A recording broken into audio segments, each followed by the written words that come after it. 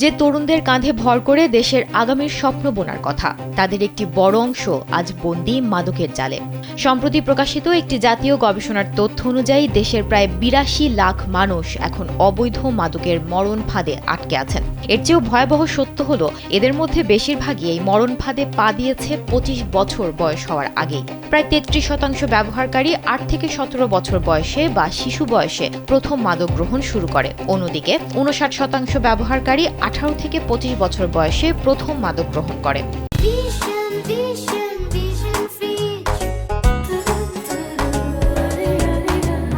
রোববার বাংলাদেশ মেডিকেল বিশ্ববিদ্যালয় super specialised হাসপাতালের কনফারেন্স হলে বাংলাদেশে মাদক অপব্যবহারকারী ব্যক্তিদের সংখ্যা, ধরন ও সংশ্লিষ্ট কারণসমূহ শীর্ষক জাতীয় পর্যায়ের গবেষণার ফল প্রকাশ অনুষ্ঠানে এসব তথ্য জানানো হয়।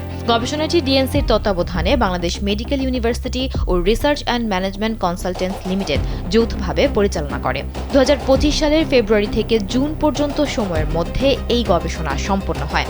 গবেষণায় দেশের ৮টি বিভাগের ১৩টি জেলা ও ২৬টি উপজেলার তথ্য সংগ্রহ করা হয়েছে। বিভাগ ভেদে মাদক ব্যবহারের হারে উল্লেখযোগ্য পার্থক্য আছে। ময়মনসিংহ বিভাগে মাদক ব্যবহারের হার সবচেয়ে বেশি, ১০.০২%। এর পরের অবস্থানে রয়েছে যথাক্রমে রংপুর ৬%, চট্টগ্রাম ৫.৫০%, খুলনা ৪.০৮% ও রাজশাহী ২.৭২%।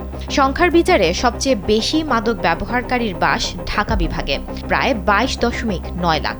এরপর চট্টগ্রাম বিভাগে প্রায় ১৮.৮ লাখ এবং রংপুর বিভাগে প্রায় ১০.৮ লাখ মাদক ব্যবহারকারী আছেন।